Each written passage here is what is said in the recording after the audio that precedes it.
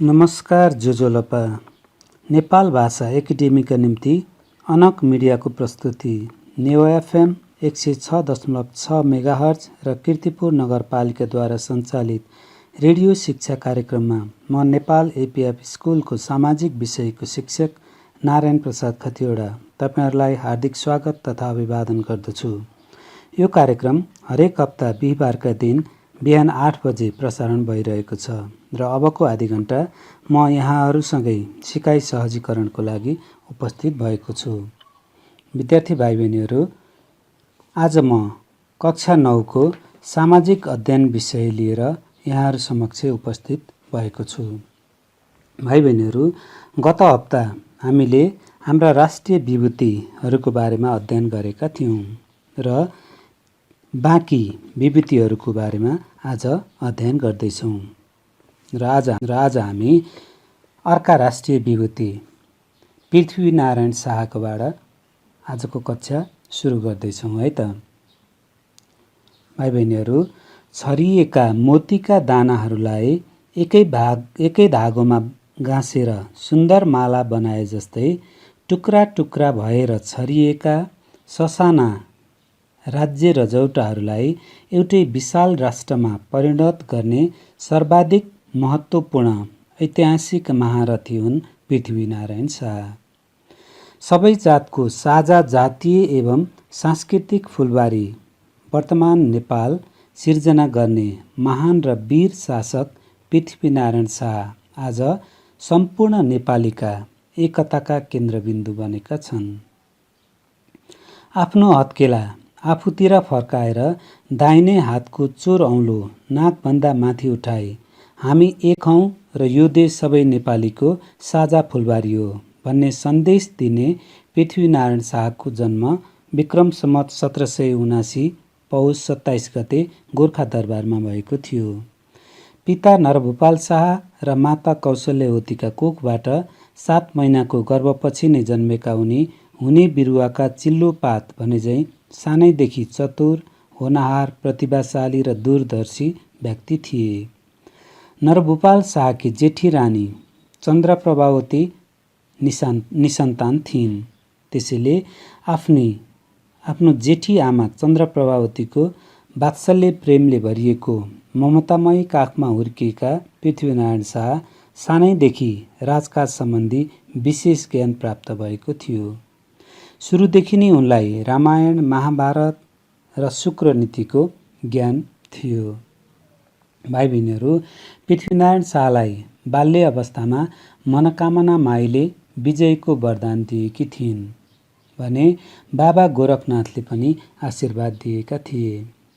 राजनीतिमा कुशल पृथ्वीनारायण शाहमा सानैदेखि धर्मप्रति अटुट आस्था, अदम्य साहस एवं राजामा हुनुपर्ने अनेकौं गुणहरू थिए। त्यस बेला सानैमा विवाह गर्ने परम्परा अनुसार उनको विवाह 15 वर्षको उमेरमा 1749 मा मकवानपुरका राजा हेमकर्ण सेनकी छोरी चन्द्रप्रभावतीसँग भएको थियो। तर हेमकर्ण सेनले आफ्नी छोरी पठाउन आनाकानी गरेपछि उनले पुनः दोस्रो विवाह विक्रम सम्वत 1796 मा बनारसका राजपूत अभिमान सिंहकी छोरी नरेन्द्र लक्ष्मीसँग गरेका थिए। भाइ बहिनीहरु, पृथ्वीनारायण शाह युवराज छँदा भक्तपुरका राजा रञ्जित मल्लका छोरा वीर नरसिंह मल्लसँग मितेरी साइनो लगाएका थिए। त्यसैले उनी भक्तपुरमा 3 वर्ष जति बसेर कान्तिपुरको बारेमा राम्रोसँग अध्ययन र अनुसन्धान गरेका थिए। पिता नरभूपाल शाहको विक्रम सम्वत 1799 मा स्वर्गारोहण भएपछि 20 वर्षको कलिलो उमेरमा उनी गोरखाको राजगद्दीमा बसे।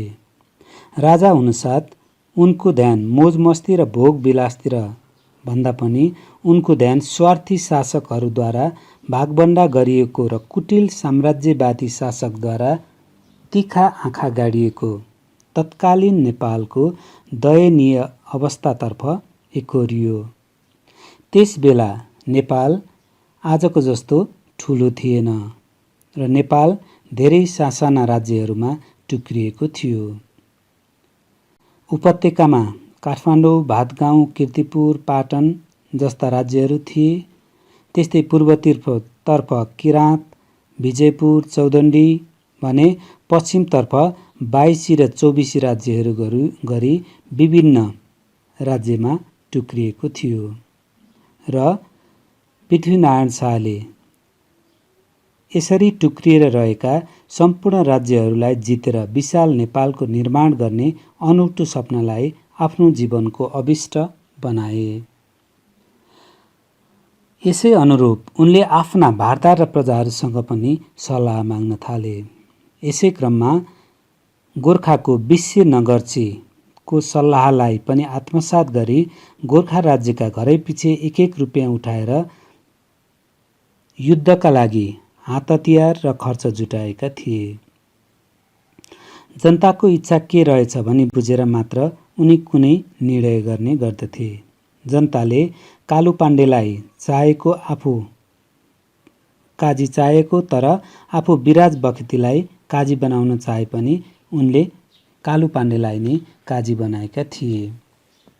भाइ बहिनीहरू, पश्चिमतिरका ससना राज्य जितेर उत्साह बटुलेका पृथ्वीनारायण शाहले 1800 विक्रम सम्वत 1800 नुवाकोटको युद्धमा पहिलो पटक हार बेहोर्नु परेको थियो भने दोस्रो पटकको आक्रमण 1801 उनले नुवाकोटमाथि विजय प्राप्त गरेका थिए र नुवाकोट हात पारेपछि पृथ्वीनारायण शाहलाई अरू ठाउँमा आक्रमण गर्न सजिलो भयो र उनले तुरुन्तै बेलकोटमाथि पनि आक्रमण गरे र त्यसमाथि पनि जित हात पारे।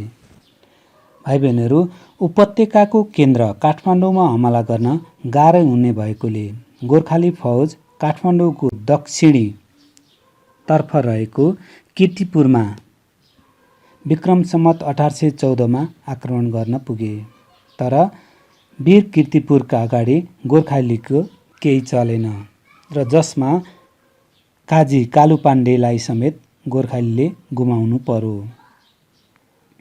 त्यसपछि गोर्खाली फौजले उपत्यकाको वरपरका ठाउँमा आक्रमण गरी कब्जा गर्न सफल भयो।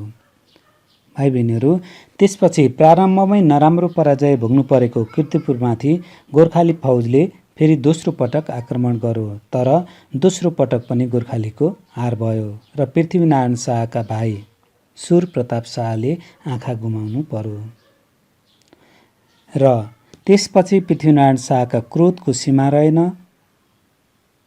जसको कारण कीर्तिपुर विजय युद्ध नै नगरी कूटनीतिक चालद्वारा तेस्रो पटक पुरा भयो।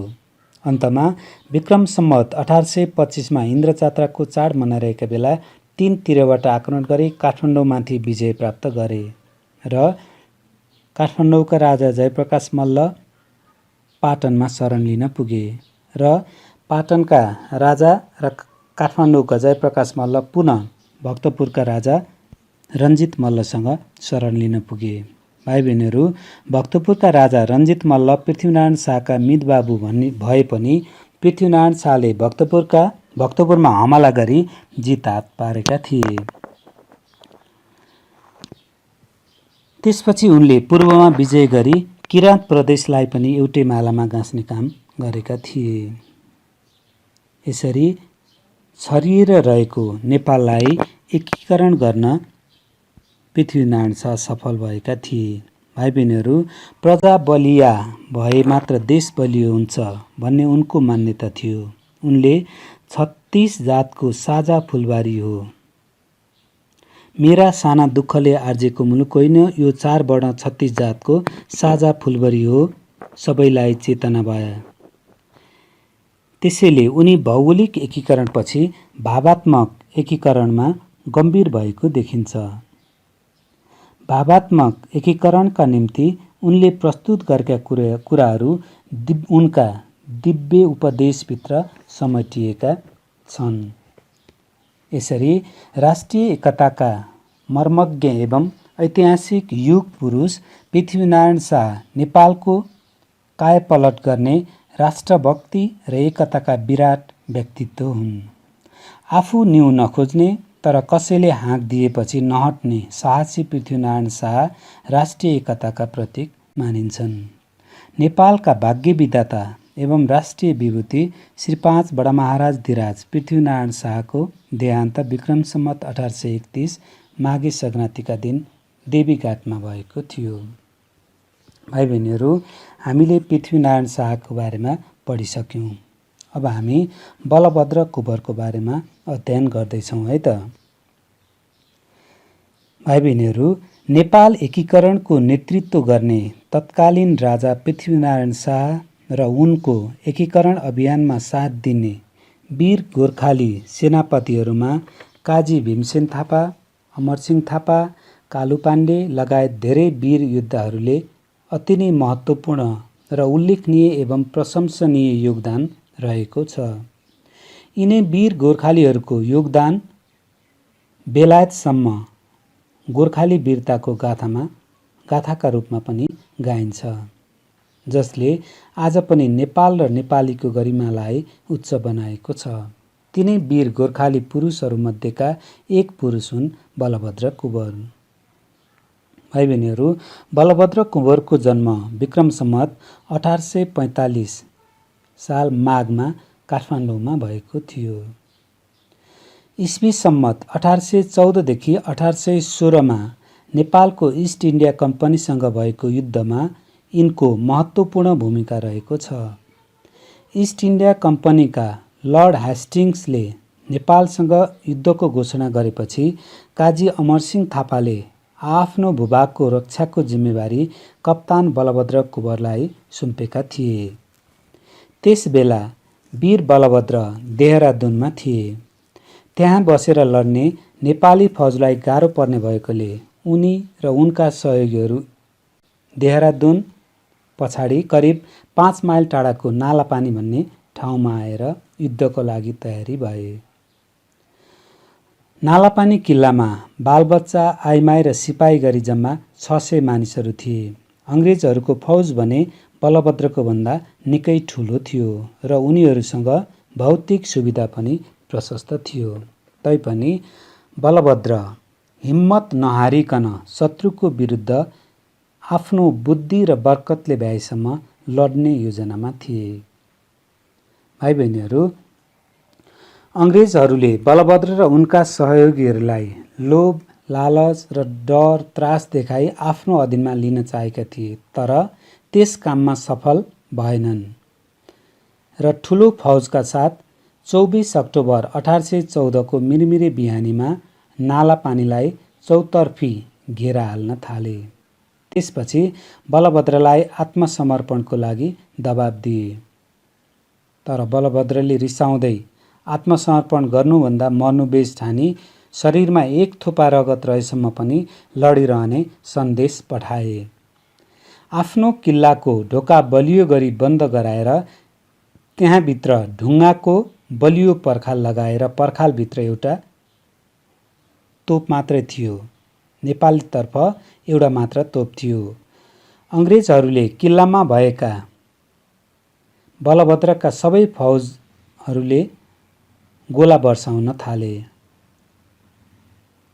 अङ्ग्रेजहरू किल्ला प्रवेश गर्न खोजे, तर पनि नेपाली फौजका अगाडि उनीहरूको केही लागेन। उक्त किल्ला कुरुक्षेत्रमा रूपान्तरित भयो। रगतको खोलो बग्यो। किल्लाभित्र प्रवेश गर्ने अङ्ग्रेजी फौज मुला काटिए झैँ काटिए।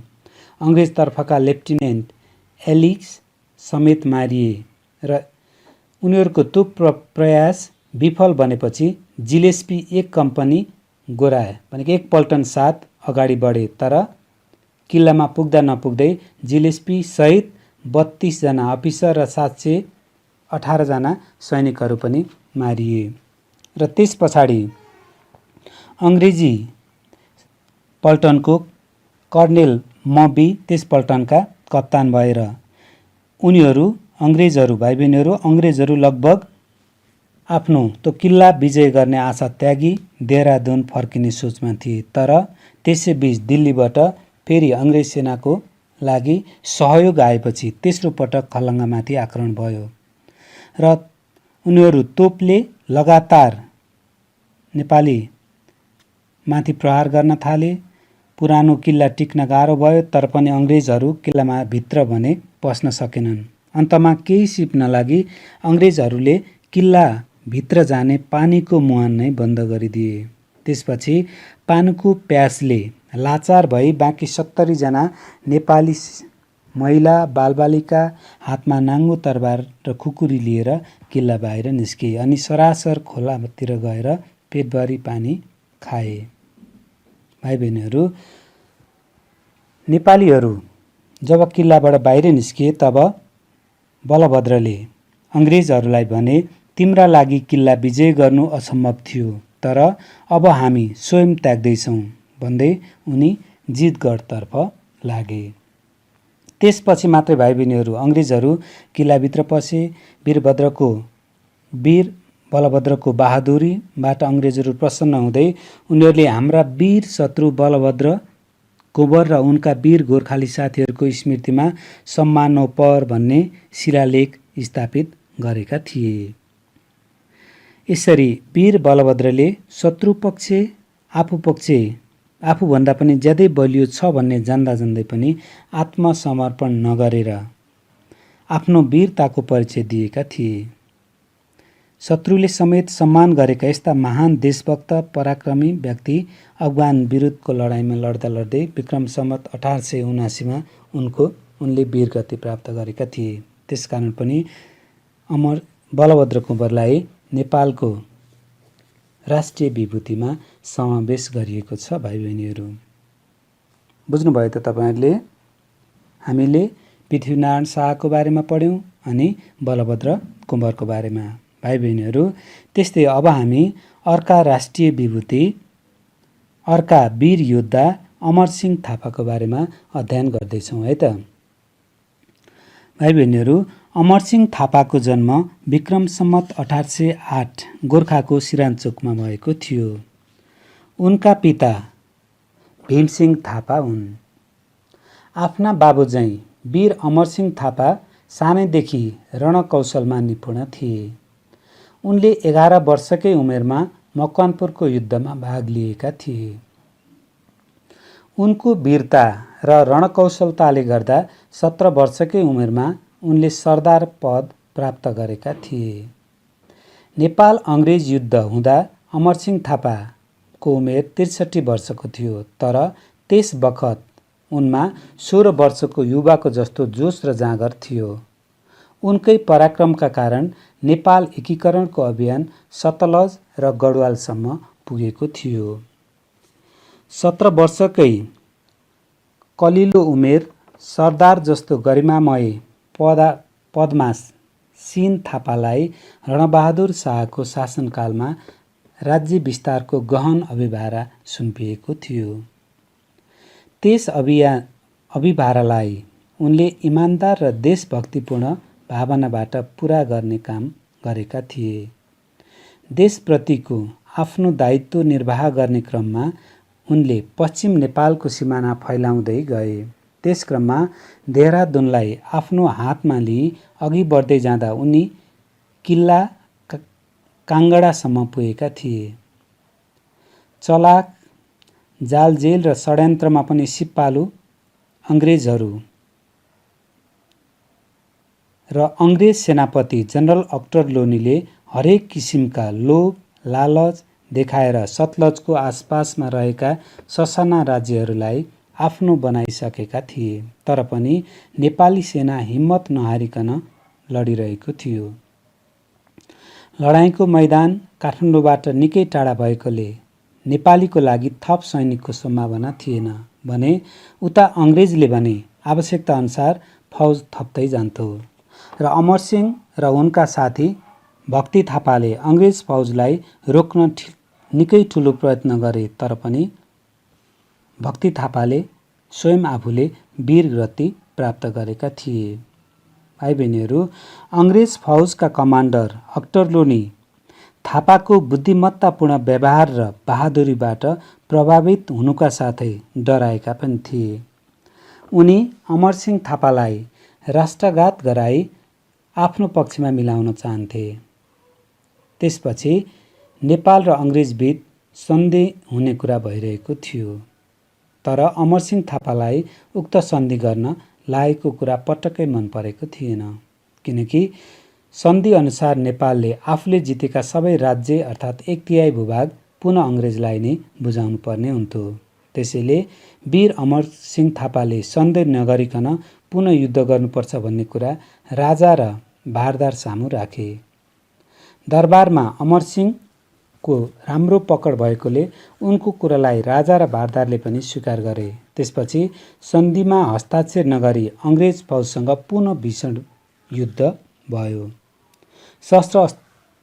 शस्त्र र अस्त्रका अगाडि नेपाली फौजको केही लागेन र अन्त्यमा नेपालले सन्धि गर्नु पर्यो, जसलाई हामी सुगौली सन्धि पनि भन्छौँ भाइ बहिनीहरू।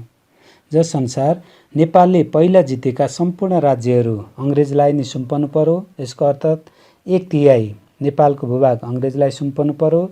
यसबाट अत्यन्त दुखी भएका अमरसिंह थापा पीडा खप्न नसकी तपस्या गरी गोसाई कुण्डतिर लागे र आफ्नो असफलताको जिम्मेवारी लिन कति पनि नहिचकिचाउने थापा विक्रम सम्वत 1873 जनै पूर्णिमाका दिन उनको देहान्त भयो। त्यसकारण पनि भाइ बहिनीहरू, आफ्नो देशलाई प्राणभन्दा प्यारो ठान्ने अमरसिंह थापा आज हाम्रो नेपाली इतिहासमा राष्ट्रिय विभूतिका रूपमा रहेका छन्।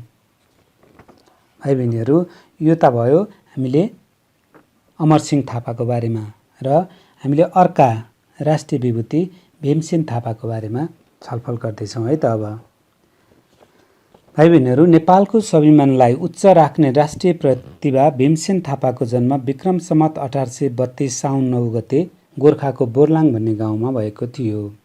वीर, साहसी, चतुर, दूरदर्शी राष्ट्रभक्त भीमसेन थापाका पिता दरबारका विश्वासपात्र भएकोले सानैदेखि नै उनको दरबारसँग हिमचिम बढेको थियो। सर्वप्रथम व्रतबन्धको क्रममा उनको भेट रणबहादुर शाहसँग भएको थियो। 10 वर्षका भीमसेन थापा र सोही उमेरका रणबहादुर शाह बीच मित्रताको आधार त्यसै बेला नै तयार भएको थियो। उनको शिक्षा दीक्षाको प्रबन्ध त्यति बेलाको समयअनुसार घरमै मिलाइएको थियो। जे होस्, उनको बाल्यकाल सुखमय नै बितेको थियो। बलिया, हृष्टपुष्ट र इमान्दार देशभक्त भएको र दरबारसँग पनि काजी पिताको कारणले सुमधुर सम्बन्ध भएकोले उनलाई सैन्य सेवामा भर्ती गरिएको थियो र विक्रम सम्वत 1844 मा सेनाका सुबेदार बनेका भीमसेन थापा त्यसपछि दरबारसँगको निकटतम सम्बन्धले गर्दा 24 वर्षको उमेरमा नै उनी रणबहादुर शाहका अङ्गरक्षक बन्न पुगे। त्यसै बेलादेखि नजिकबाट दरबारको क्रियाकलापलाई अध्ययन गर्ने मौका पाएका भीमसेन थापा विक्रम सम्वत 1857 मा रणबहादुर शाह बनारस जाँदा उनी पनि सँगै जाने अवसर पाए। बनारसमा उनले भारतको आन्तरिक अवस्था, त्यहाँ अङ्ग्रेजहरूको प्रवेश गर्नुको कारण, तिनीहरूको विस्तारवादी नीति, साम्राज्यवादी नीतिको बारेमा राम्रोसँग अध्ययन र अनुसन्धान गर्न पाएका थिए। भाइ बहिनीहरू, त्यस बेला देशमा शान्ति र सुव्यवस्था कायम गर्न भीमसेन थापाको उल्लेखनीय योगदान रह्यो। यसैबाट पनि उनी पदोन्नतिमा पर्दै मुक्तियारसम्म भए। त्यसपछि राष्ट्रिय सुरक्षा र शासनको बागडोर उनकै हातमा आयो। विक्रम सम्वत 1863 मा मुक्तियार भई 1894 सम्म जम्मा 31 वर्ष शासन गर्ने थापा अङ्ग्रेजहरूका कठोर विरोधी थिए। नेपाललाई अङ्ग्रेजहरूको उपनिवेश हुनबाट यिनले बचाएका थिए। उनले अङ्ग्रेजहरूको कूटनीतिलाई सफल हुन दिएनन्। मुलुकलाई प्राणभन्दा प्यारो ठान्ने थापाले रणबहादुर शाह, गिरबाणयुद्ध विक्रम शाह र राजेन्द्र विक्रम शाह गरी 3 पुस्तासम्म देशमा शासन सञ्चालन गरेका थिए। नेपालको पश्चिममा देशको सिमाना विस्तार गर्ने क्रममा सानो फौज र कमसल हात-हतियारका कारण अङ्ग्रेजहरूसँग पराजित भई सुगौली सन्धिलाई स्वीकार गर्नु परेको थियो। भाइ बहिनीहरू, भीमसेन थापा यसरी लामो समयसम्म राष्ट्रको उच्चतम पदमा रहेको देखि नसहने पक्षले अनेक तानाबाना बुनी 1894 मा नै उनको हातबाट आधारभूत शक्ति च्युत गरेका थिए। राजा राजेन्द्रकी जेठी महारानी साम्राज्यलक्ष्मीका 6 महिनाका साइँला पुत्र देवेन्द्रको झाडा पखाला बाट मृत्यु भएको थियो र त्यही मृत्युलाई भीमसेन थापाद्वारा विष प्रयोग गरी मारिएको भन्ने आरोप लगाइएको थियो र 8 महिनासम्म सत्य तथ्य पत्ता लगाउन नसकेपछि उनलाई जेलमै राखियो। त्यस पछाडि उनी गोर्खा फर्किएका थिए र पाण्डे मुख्य गरी त्यसपछि मुख्यमन्त्री भएका रणजङ पाण्डे राजा राजेन्द्रको आदेश लिएर पुनः 20 मुद्दा उल्टाए अनि नक्कली कागजात तयार पारी आजीवन कैद सजाय सुनाएका थिए। भाइबहिनीहरू, उनलाई जेलभित्र अनेकौं यातना दियो। यति नपुगेर उनलाई मराउनका लागि तिम्री श्रीमतीलाई नाङ्गै सहर डुलाइँदैछ, यो दृश्य चाहिँ तिमीले हेर्नुपर्नेछ भन्ने मनगणन्ते कुराहरू पनि उनलाई सुनाइयो, जसको कारण उनले जेलभित्र नै आफ्नो घाँटी रेटेर मरे।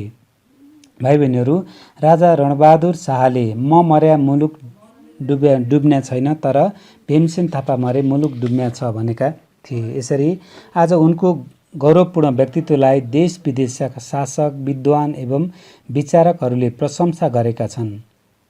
त्यसकारण पनि भीमसेन थापालाई हाम्रा राष्ट्रिय विभूतिको रूपमा राखिएको छ। भाइबहिनीहरू, हामीले आज 4 राष्ट्रिय विभूतिहरूको बारेमा अध्ययन गर्यौं। भाइबहिनीहरू, प्राविधिक मित्रबाट आजको निर्धारित समय समाप्त भएको सङ्केत प्राप्त भइसकेको छ। त्यसैले आजको पाठ म यही अन्त्य गर्ने अनुमति चाहन्छु र आजको यस कार्यक्रममा सहयोग गर्नुहुने हाम्रा प्राविधिक मित्रलाई विशेष धन्यवाद दिँदै म यहाँहरू बीच बिदा हुन्छु। स्वस्थ रहनुहोस्, सुरक्षित रहनुहोस्, यहाँहरूको दिन शुभ रहोस्। धन्यवाद।